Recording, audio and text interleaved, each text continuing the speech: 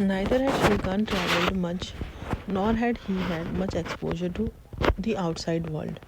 Since all his relatives lived in and around Dharwad, he had not got the opportunity to go anywhere else. Only after joining IIT did Shrikant get to meet and know about people from different parts of the country. IIT Bombay had a sprawling campus. It was located in Powai, a suburb of Bombay. The atmosphere inside the institute was a stark contrast to the crowded, bustling city outside. The campus had a lot of greenery, and the many buildings, offices, classrooms, labs, auditorium, canteen, hostels were spread out over a large area. There was no distraction. It was an ideal place for studies. There were a few girls in the engineering course. Whenever Shrikant came across a girl in the campus, he would think of Srimati. With her intelligence and capacity for hard work, she would have definitely got a place in IIT. He often imagined what life would have been like if Srimati was also there. At first, Shrikant was very homesick. He missed his family. He felt a misfit in the cosmopolitan crowd. But as the days passed, he began to enjoy the course. He made friends and got used to the food. All his classmates, no matter where they came from, what language they spoke, were there because they were really bright and very focused. Before long, he found he was happy in IIT. As he had promised, he wrote to Srimati every second and fourth week of the month and shared all his feelings with her. He described in his letters the course he was doing, the food in the hostel mess, the new friends he had made. Through his words, he introduced her in their world and to the charms of Bombay. Srimati, on the other hand, did not have much to say. There was no great change in her life, yet she replied regularly to his letters every first and third week of the month. She never forgot to enclose a Bakula flower. Whenever Shrikant received her letters, he felt as if Srimati was standing next to him. He gently, mildly, fragrant, homely, but extremely affectionate Srimati. One day, as he was holding the bakula in his hand, he suddenly realized why the flower meant so much to him. The bakula was now, for him, a symbol of Srimati, a personification of her. Shrikant collected all the bakula flowers in a small bag and placed it beneath his pillow.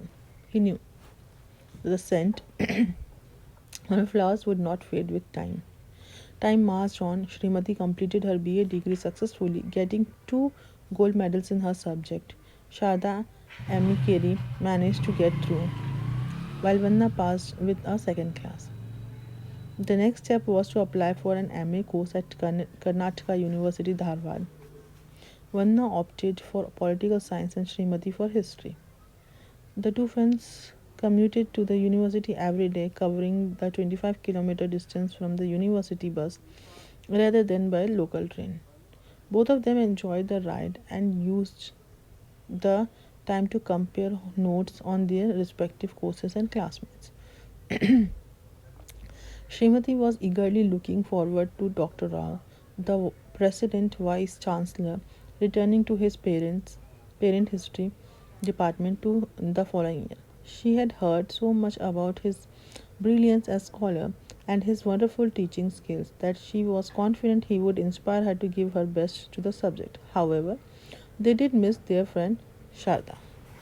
As promised, Shrikant visited Hubli every December, but in the summer holidays, he would take up training with different companies to get practical experience and get greater exposure. Only the last 10 days of his vacation, which invariably coincided with the beginning of the month of Shravan, would he spend in Hubli. Those days were for Srimati. Gangakka looked forward to Shrikant's visit too. She would cook a variety of dishes to make up for dinner for the time her son missed home food. She believed that he came home to be with her. Gangakka never dreamt that it was Srimati who drew him to Hubli and that it was her he yearned to see. Now, although they could meet at university campus, they continued the ritual of their early morning chat under the Bakula tree. The tree, sole witness to their conversations, smiled, smiled on them.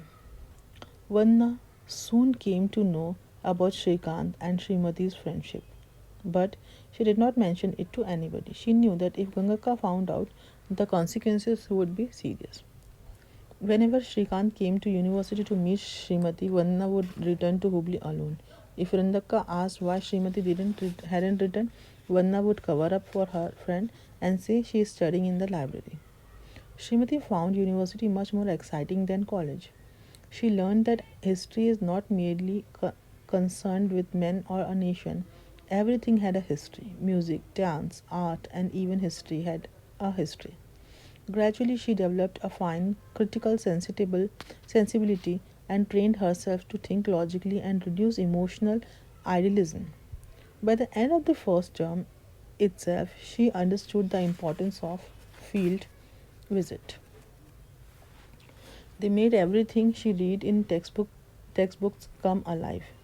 The department organized many such trips, as a result of which Srimati saw a number of historic places. She was amazed to find how a country's present culture depends on its past history. The well mannered Srimati endeared herself to her teachers and classmates alike.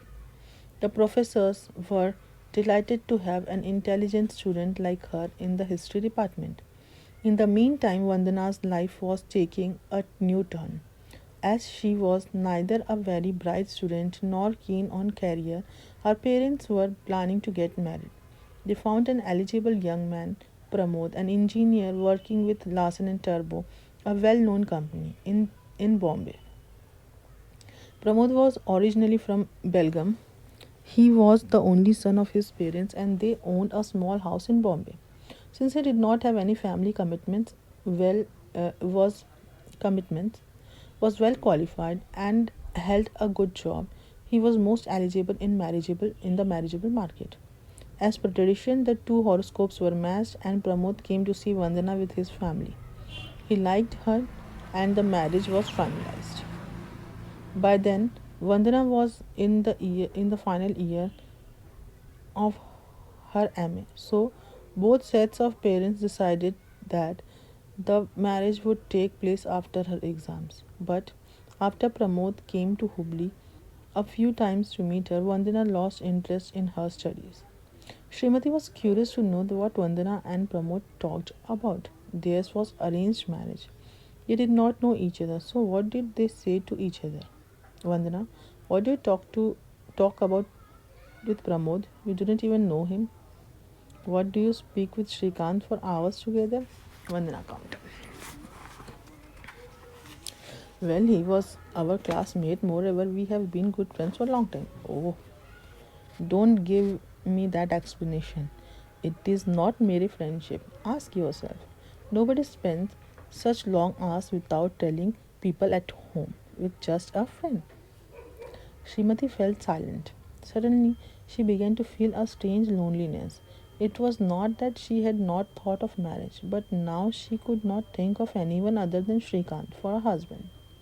Having seen her incompatible parents and the kind of family life they led, she was sure she would only marry a person who would understand her feelings and have consideration for her. Unlike her father, who only thought of himself all the time. Although Shrikant and she were close friends, the issue of marriage had not yet come up. She felt there was something between them that went beyond friendship. Even if she had not shown any emotion outwardly, in her heart she was quite attached to Shrikant. What was on his mind? She wondered. While it was natural for her to think of marriage, she was of marriageable age after all. Shrikant could not think of anything other than completing his BTech and getting a good job. Marriage was far away. In one of her usual letters, she casually mentioned Vandana's engagement. One day after the summer vacation, when exams were around the corner and Srimati was busy with her seminars, Shrikant surprised Srimati with an untimely visit to Hubli. Srimati was overjoyed. They decided Shrikant would wait for Srimati near the town clock tower till she finished her seminar. Shri, she said to him, I do not have a class today. Shall we go to Atikola? Is it not? It is not hot outside. Atikola was a picnic spot in Dharwad known for its mango groves. At this time of the year, early February, all the trees were covered with tender new leaves. Reddish green in color, it was very pleasant season. Winter was over and the heat of summer was yet to begin. Usually, Shrikant would never disagree with Srimati in such matters, but that day he said, no, let's go to Thakre Park. Call it Chennamma Park, exclaimed Srimati, her sense of history prompting her outburst. Centuries ago, the British collector of Dharwad, a man called Thakre, had fought a battle with Chennamma, the queen of Kittur. The officer had lost his life. The British erected a memorial in his name and built the park. Before independence, it was known as Thakre Park, but after independence, the patriotic people of Dharwad called it Chennamma Park because it was Queen Chennamma who had killed Thakre in the battlefield. It's all the same. Will the place change the name? Let's go. Shrikant was not bothered about such things. Vandana, having seen them from a distance, went back to Hubli alone. Shrikant and Srimati went to Thakre or Kittur Chennamma Park. It was opposite of mental hospital on the Hubli Belgaum road. There were very few people in the garden and most of them were sleeping using their hand as pillow. They chose a big banyan tree and sat beneath its sprawling branches. Srimati was in great spirits. Not only had her seminar gone off very well, she had also had this surprise visit from Shrikant. She was chattering continuously while the normally talkative Shrikant was in deep thought. Srimati did not notice anything amiss. Shri, today I had seminar and everyone appreciated my work. I spoke on Ashoka. Do you remember? I had written an essay when we were in 10th standard.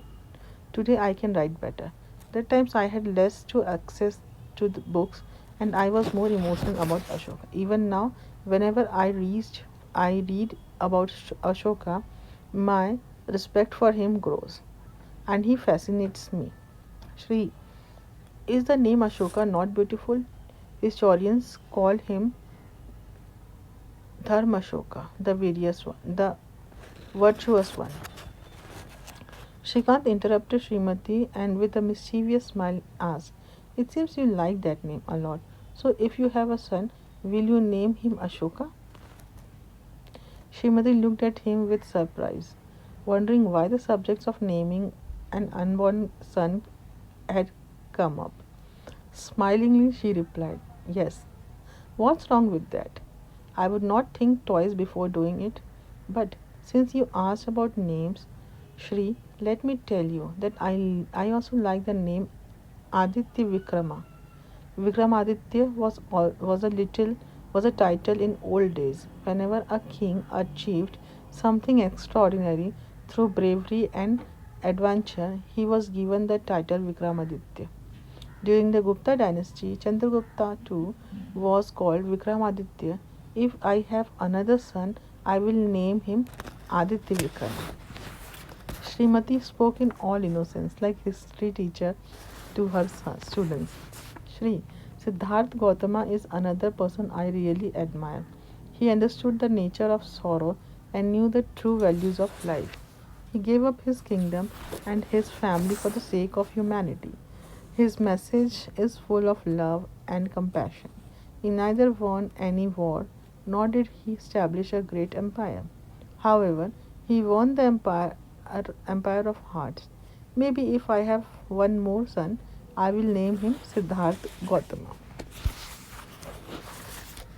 Siddharth moved closer to Srimati, held her hands, and whispered softly but clearly in her ear, Srimati, when I became an engineer, don't you think that it would be too much to ask for Siddhartha Gautama also on my meagre salary? What?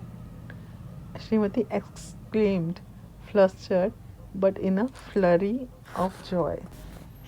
So, the proposal. The chapter is very much long, but I am thinking that it's everybody has enjoyed this. So stay tuned.